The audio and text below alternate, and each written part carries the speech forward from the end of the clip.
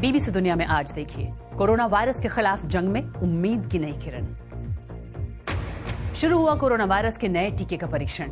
Britain में vaccine का इंसानों पर परीक्षण शुरू। स्वागत है आपका बीबीसी दुनिया में। मैं हूं सारिका सिंह। कोरोना के लिए वैक्सीन की नई तैयारी पर होगी कवर स्टोरी में चर्चा, लेकिन पहले हेडलाइंस। भारत में 23,000 से ज्यादा लोग अब कोरोना की चपेट में। 24 घंटे में 1684 नए मामले। पिछले 14 दिनों में 80 जिलों में कोरोना का कोई नया मामला नहीं। कोरोना वायरस की चपेट में दुनिया भर में 27 लाख से ज्यादा लोग। 1,92,000 से भी ज्यादा की मौत। दक्षिण कोरिया में पिछले 24 घंटे में किसी की कोरोना से मौत की खबर नहीं। यूरोपीय यूनियन का मुश्किल से गुजर रहे यूरोपीय देशों को अरबों यूरो देने का फैसला। अमेरिका में कोरोना वायरस के कहर के बीच राष्ट्रपति डोनाल्ड ट्रंप की नई सलाह पर डॉक्टरों की निंदा। डोनाल्ड ट्रंप ने सलाह दी थी, कीटाणु नाशकों को शरीर में इंजेक्ट करके कोरोना के इलाज की संभावनाओं पर होना चाहिए शोध। अमेरिका में पिछले 24 घंटों में गई 3,000 जानें। अब तक वहां करीब 50,000 मौतें। दुनिया के कई देशों में मुसलमानों का पवित्र महीना रमजान शुरू, लेकिन कोरोना की वजह से भारत, सऊदी अरब समेत कई देशों में मस्जिदें बंद, लेकिन पाकिस्तान में मस्जिदें खुली। पाकिस्तान की खुफिया एजेंसी ISI संदिग्ध कोरोना मरीजों को खोजने के काम में जुटी। प्रधानमंत्री इमरान खान ने कहा, जो सिस्टम आतंकवादियों को ढूंढने में आता था काम, अब उसी सिस्टम की मदद से खोजे जाएंगे कोरोना मरीज। इनमें से कुछ अहम खबरों की चर्चा होगी आज बीबीसी दुनिया में।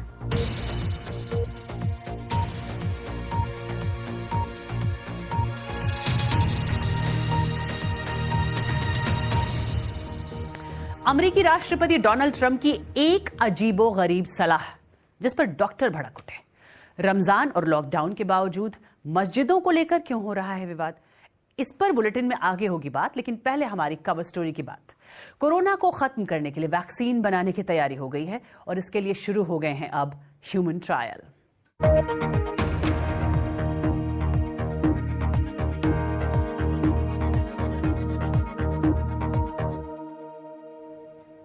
कोरोना वायरस का कहर जब से शुरू हुआ, तब से एक सवाल कईयों के मन में आया, क्या कोई दवा, कोई वैक्सीन आएगी जो लोगों को बचा पाए? तो राहत की खबर यह है कि इसे ऑक्सफोर्ड यूनिवर्सिटी के कुछ वैज्ञानिकों ने बना लिया है और कल ही इसका ह्यूमन ट्रायल यानी इंसानों पर परीक्षण शुरू हुआ है। वहां 800 वॉलंटियर्स को वैक्सीन के इंजेक्शन लगाए गए हैं, जिनकी उम्र 18 से 55 साल के बीच है। अगर इसमें कामयाबी मिली और यह ट्रायल सफल रहा, तो इस जानलेवा वायरस पर जीत हासिल होने की ओर इंसान कदम बढ़ा देगा। इससे सब कुछ बदल सकता है। कोरोना वायरस के टीके का हम सबको बेसब्री से इंतजार है। माइक्रोबायोलॉजिस्ट एलिसा ग्रानाटो वैक्सीन का इंजेक्शन लगवाने वाली पहली महिला वॉलंटियर हैं। हाल ही में वो 32 साल की हुई हैं। मैं वैज्ञानिक हूँ, इसलिए विज्ञान और वैज्ञानिक प्रक्रिया की मदद करना चाहती हूँ। मैं वायरस की स्टडी नहीं करती, पर कुछ योगदान करना चाह रही थी। मुझे लगा कि कुछ करना है तो ये आसान रास्ता है, इसलिए मैं यहाँ हूँ और काफी उत्साहित हूँ। इस ट्रायल में शामिल आधे लोगों को कोरोना वायरस का टीका लगाया जाएगा और बाकियों को कोई दूसरा। मगर वॉलंटियर्स को इस बात का पता नहीं होगा कि उन्हें कौन सा टीका लगाया गया है। जिस काम में आमतौर पर कई साल लगते हैं, ऑक्सफोर्ड यूनिवर्सिटी के वैज्ञानिकों ने वो 3 महीनों में कर दिखाया है। दुनिया भर में लगभग 80 ग्रुप कोरोना वायरस की वैक्सीन बनाने में जुटे हुए हैं। अमेरिका और चीन में भी इंसानों पर वैक्सीन का परीक्षण शुरू हुआ है, मगर इस बात की कोई गारंटी नहीं कि वो सफल हो पाएंगे या नहीं। निजी तौर पर मुझे लगता है कि ये वैक्सीन काम करेगी। अभी हम देख रहे हैं कि ये कितनी असरदार है, लेकिन जब तक हम ये साबित नहीं करते कि ये कारगर है और लोगों को संक्रमित होने से बचा सकती है, तब तक इसे आम लोगों पर इस्तेमाल नहीं किया जा सकता। कैसे काम करता है ये टीका? वैज्ञानिकों ने कोरोना वायरस की सतह पर स्पाइक प्रोटीन से जीन लेकर उन्हें एक हानि रहित वायरस में डाल दिया। इससे वैक्सीन को तैयार किया गया। इंजेक्शन लगाने के बाद वैक्सीन कोशिकाओं में जाकर कोरोना वायरस स्पाइक प्रोटीन बनाना शुरू कर देता है। इससे शरीर का रोग प्रतिरोधक तंत्र एंटीबॉडी यानी प्रतिरक्षी बनना शुरू हो जाता है और टी कोशिकाओं को सक्रिय कर देता है। टी कोशिकाएं कोरोना वायरस को भविष्य में भी पहचान लेंगी और संक्रमण पैदा करने से पहले ही वायरस को नष्ट कर देंगी। वैक्सीन सफल है या नहीं, इसका पता वैज्ञानिकों को तभी चलेगा जब बहुत सारे वॉलंटियर्स कोरोना वायरस के संपर्क में आएंगे। अभी हम चाह रहे हैं कि महामारी की मौजूदा वेव खत्म होने से पहले ही परीक्षण कर लें। अगर ऐसा नहीं कर पाए तो अगले कुछ महीनों तक नहीं बता पाएंगे कि वैक्सीन काम करती है या नहीं, मगर हमें लगता है कि आने वाले समय में और मामले भी सामने आएंगे क्योंकि वायरस अभी खत्म नहीं हुआ है। वैक्सीन लगाने के बाद आप लोगों को खुद कोरोना वायरस से संक्रमित क्यों नहीं कर देते? इस वक्त एक ऐसी बीमारी के साथ ऐसा करना बहुत मुश्किल होगा जिसमें मौत की दर काफी ज्यादा है। अगर हम ऐसी स्थिति में पहुंचते हैं जहां हमारे पास बीमारी का कोई उपचार होगा तो हम वॉलंटियर्स की सुरक्षा की गारंटी दे सकते हैं। वैक्सीन को फ्रीजर में -80 डिग्री तापमान पर रखा गया है। ऐसा कम ही हुआ है कि किसी मेडिकल ट्रायल पर इतने लोगों की उम्मीदें टिकी हों। अगर ये वैक्सीन सुरक्षित और प्रभावी साबित होती है तो ये कहने की जरूरत नहीं है कि ये कितनी बड़ी कामयाबी होगी। ये इस बात का प्रतीक होगी कि विज्ञान ने कैसे इस वैश्विक महामारी का हल निकाल कर दिया। ऑक्सफोर्ड की इस टीम को उम्मीद है कि सितंबर तक उनके पास 10 लाख टीके उपलब्ध हो जाएंगे और उसके बाद बड़े पैमाने पर ही इसका उत्पादन शुरू होगा।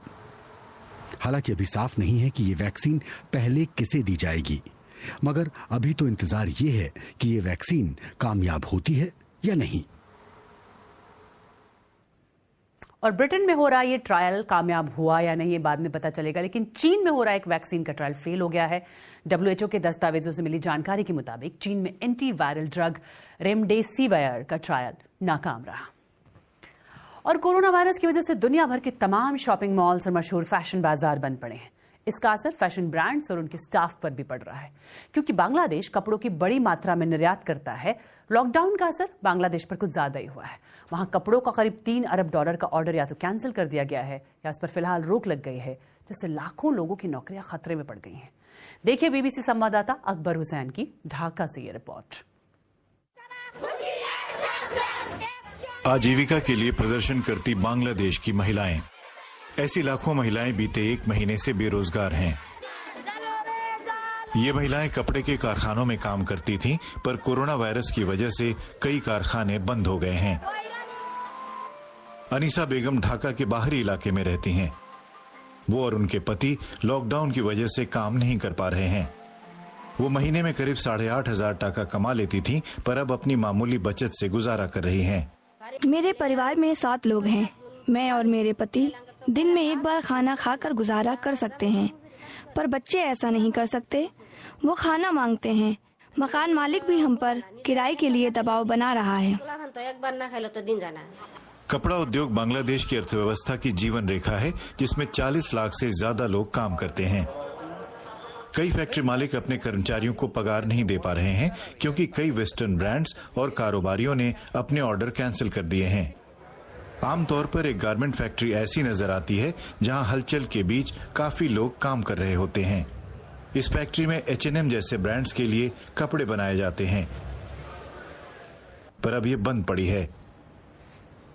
ये कारोबार पूरी तरह यूरोपीय देशों और अमेरिका को कपड़ा निर्यात करने पर निर्भर है। अगर वो खरीदना बंद कर देंगे तो बांग्लादेश के छोटे उद्योग ठहर से जाएंगे। What we are facing right now is a situation that we have never actually encountered in our lives. हमने ऐसी हालत पहले कभी नहीं देखी। फैक्ट्री साल 1991 में बनी थी और पहली बार ये बंद हुई है। ये सिर्फ हमारी फैक्ट्री का हाल नहीं है, बल्कि बांग्लादेश की हर फैक्ट्री बंद पड़ी है। हम बर्बादी के कगार पर हैं। मीरान की कंपनी में 16,000 लोग काम करते हैं। दूसरे फैक्ट्री मालिकों की तरह वो भी चाहते हैं कि फैक्ट्री में दोबारा काम शुरू हो जाए, पर यहाँ काफी लोग काम करते हैं और उन्हें एक दूसरे से दूरी बनाने में दिक्कत आएगी। उन्हें काम पर लौटने में कई महीने लग सकते हैं। बांग्लादेश के कुल निर्यात में 80% कपड़ा उद्योग योगदान करता है। अगर ऐसा ही हाल रहा तो देश की अर्थव्यवस्था चरमरा जाएगी। तो बांग्लादेश हो या भारत, जिंदगी के साथ साथ जिंदगी के जरिए की भी चिंता है। और वक्त एक ब्रेक का है। ब्रेक के बाद दिखाएंगे कोरोना के लिए राष्ट्रपति डोनाल्ड ट्रंप की किस सलाह पर मचा हंगामा।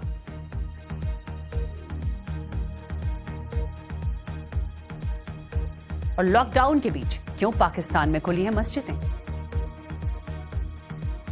अब भी बहुत कुछ बाकी है बीबीसी दुनिया में।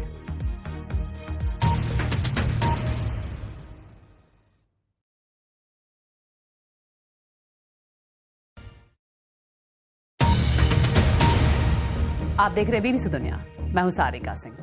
अमेरिका में पिछले 24 घंटे काफी दर्दनाक बीते। देश में एक ही दिन में कोरोना वायरस की वजह से 3000 से ज्यादा लोगों की मौतें हुई हैं। महामारी के फैलने के बाद से यह अब तक का सबसे खराब दिन रहा है, जिसके बाद अमेरिका में मौतों का आंकड़ा 50,000 के करीब पहुंच गया है। बावजूद इसके कई राज्य अर्थव्यवस्था को वापस पटरी पर लाने के लिए आज से कारोबार को दोबारा शुरू कर रहे हैं। इस बीच ट्रंप प्रशासन ने एक ऐसी रिसर्च की बात की जिसके मुताबिक कोरोना वायरस से लड़ने में सूरज की किरणें कारगर हथियार साबित हो सकती हैं। हालांकि ये रिसर्च अब तक पब्लिश नहीं हुई है। इसी प्रेस कॉन्फ्रेंस में राष्ट्रपति डोनाल्ड ट्रंप के एक बयान ने मेडिकल फील्ड में हंगामा मचा दिया। उन्होंने सलाह दी कि इस पर शोध होना चाहिए कि क्या कीटाणुनाशकों को शरीर में इंजेक्ट करने से कोरोना वायरस का इलाज हो सकता है।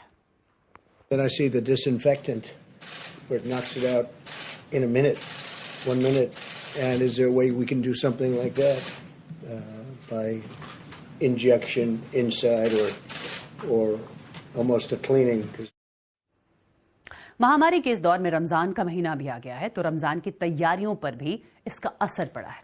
ऐसे में ज्यादातर देशों में मस्जिदें बंद है और रमजान की नमाज को भी घर में पढ़ने की हिदायत दी गई है। ये तस्वीरें सऊदी अरब के मक्का की सबसे मशहूर मस्जिद द ग्रेट मॉस्क की है। अब यहां सिर्फ मस्जिद के मौलवी, सुरक्षाकर्मी और साफ सफाई वालों को ही आने की इजाजत है। इस्लाम के 1400 सालों के इतिहास में ये पहली बार हुआ है जब मक्का मदीना की मशहूर मस्जिदों को रमजान के पाक महीने में आम जनता के लिए बंद किया गया है।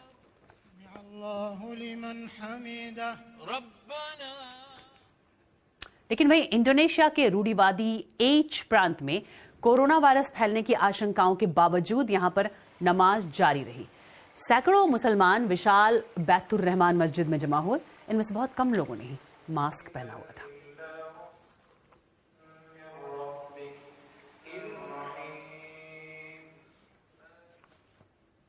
और पाकिस्तान में रमजान का पाक महीना कल यानी शनिवार से शुरू हो रहा है। कोरोना वायरस की वजह से कई देशों में मस्जिदों को बंद कर दिया गया है, लेकिन पाकिस्तान की सरकार ने मस्जिदों को खुला रखने की इजाजत दी है। क्या इस फैसले से कोरोना वायरस के खिलाफ जंग पर असर पड़ेगा? देखिए इस्लामाबाद से बीबीसी संवाददाता सहर बलोच की रिपोर्ट। रमजान के पहले इस्लामाबाद की एक मस्जिद में नमाज पढ़ते लोग, यहाँ मौजूद लोग एक दूसरे से दूरी बनाए हुए हैं, लेकिन सवाल ये है कि क्या इन्हें यहाँ होना चाहिए? कई लोग मानते हैं कि घर में नमाज पढ़ने में वो बात नहीं होती जमात में शरीक होने की, क्योंकि ये उम्मत जो है, आप देखें ना, ये जमात और इज्तिमाइयत इस उम्मत का खासा है। अगर ये इससे महरूम हो जाती है तो फिर तो ये उम्मत का एक बहुत बड़ी कमजोरी का सामने आ जाता है। अगर वो आबाद हैं, थाने आबाद हैं, फौज की बैरकें आबाद हैं, मंडियां आबाद हैं, बैंक दीगर तमाम दफातर वो आबाद हैं, तो वायरस एक वो सिर्फ मस्जिद दुश्मन है, उसने मस्जिद में आना है। थोड़ा सा हमें अपनी सोच में कुशादगी लानी चाहिए, वसत लानी चाहिए, इतनी सख्ती नहीं। लॉकडाउन को लेकर सरकार के निर्देश मिले जुले से हैं और इस बीच शहर के कई इलाके खुले हुए हैं। इस्लामाबाद के इस इलाके को देखिए, आप समझ जाएंगे कि जब शीर्ष पर भ्रम की स्थिति हो तो क्या हालत होती है। संक्रमण के नए बढ़ते मामलों के बाद इन इलाकों में लॉकडाउन होना चाहिए था, लेकिन फिलहाल हर कोई सड़क पर है। ज्यादातर मस्जिदों में सरकार के निर्देश के मुताबिक नमाज के वक्त सोशल डिस्टेंसिंग का ध्यान रखा जा रहा है, लेकिन लाल मस्जिद के मौलवी और उनमें श्रद्धा रखने वाले लोग बंदिशें मानने को तैयार नहीं। तो बहरहाल हम जुमा भी पढ़ रहे हैं और अब से नहीं, जब से यहाँ कोरोना शुरू हुआ है, जुमा भी पढ़ते हैं, जुमा खुतबा भी देते हैं, बयानात भी करते हैं और साथ साथ नमाज के बाद मुसाफा भी करते हैं और मुआनका भी करते हैं। तो अल्लाह ताला पर भरोसा करते हैं। और दूसरा हमारा ईमान है कि मौत तो एक तोहफा है। अगर हमें ये तोहफा अल्लाह ताला की तरफ से मिलता है तो कोई इश्काल नहीं। जो है ईज आउट करना शुरू किया गया। एक्सपर्ट्स आगाह कर रहे हैं कि रमजान के दौरान जमा होने वाली भीड़ में संक्रमण फैलने पर उसका मुकाबला कर पाना पाकिस्तान के हेल्थ सिस्टम के लिए आसान नहीं होगा। लेकिन पाकिस्तान के प्रधानमंत्री इमरान खान कह रहे हैं कि सरकार ये देखना चाहेगी कि क्या रमजान की नमाज से संक्रमण बढ़ रहा है या नहीं।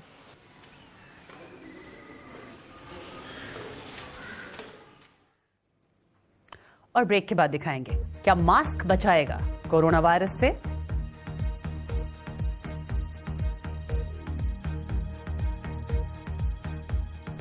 जानेंगे इस बारे में एक ब्रेक के बाद।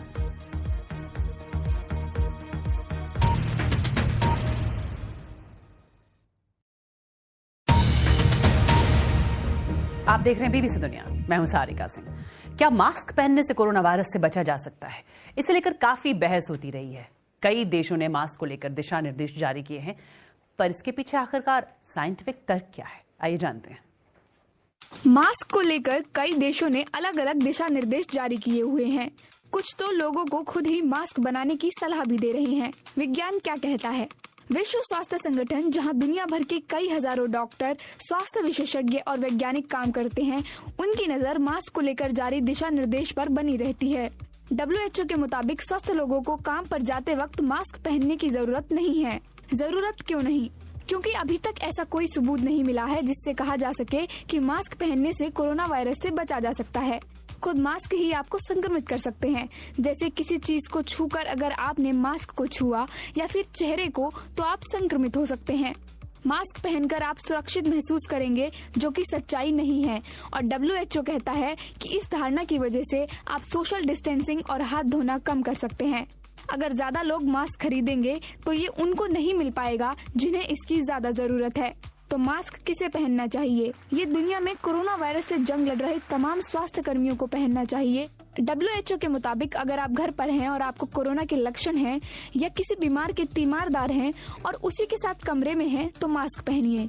पर क्या सभी WHO से सहमत हैं? नहीं। स्लोवाकिया और चेक गणराज्य ने घर से बाहर मास्क पहनना अनिवार्य कर दिया है। दूसरे देशों में मास्क पहने रखना भी आम हो गया है। अमेरिका में जहां मास्क की कमी हो गई है, वहां लोग घर पर ही कपड़े का इस्तेमाल कर मास्क बना रहे हैं। WHO कहता है कि उसे नहीं पता कि घर पर बने मास्क कितने कारगर साबित होंगे। इतने सबूत नहीं है जिसके बलबूते पर किसी तरह का निर्णय लिया जा सके। तो घर से बाहर निकलते वक्त आपको क्या पहनना चाहिए? जहां तक हो सके अपने हाथ धोइए और सोशल डिस्टेंसिंग का पालन करिए। तो सोशल डिस्टेंसिंग का ये जमाना है और लॉकडाउन है, तो क्या हुआ? आप जू फिर भी घूम सकते हैं, बच्चों को भी घुमा सकते हैं और उनको शेर, पांडा, कोआला, पेंगुइन, बंदर तक दिखा सकते हैं। ब्रिटेन के एडिनबरा जू में मौजूद हजारों जानवरों को लाइव स्ट्रीमिंग के जरिए देखा जा सकता है। लॉकडाउन की वजह से जू में लोग जानवरों को देखने नहीं आ पा रहे और बच्चे तो खास तौर पर नहीं आ पा रहे हैं। पर वीडियो में दिख रहा है कि इससे बेपरवाह जानवर अपनी मस्ती में कुछ इस तरह से डूबे हैं। और कार्यक्रम आपको कैसा लगा? फीडबैक देने के लिए आप मुझे ट्वीट कर सकते हैं @BBC सारिका पर। बीबीसी दुनिया में फिलहाल इतना है।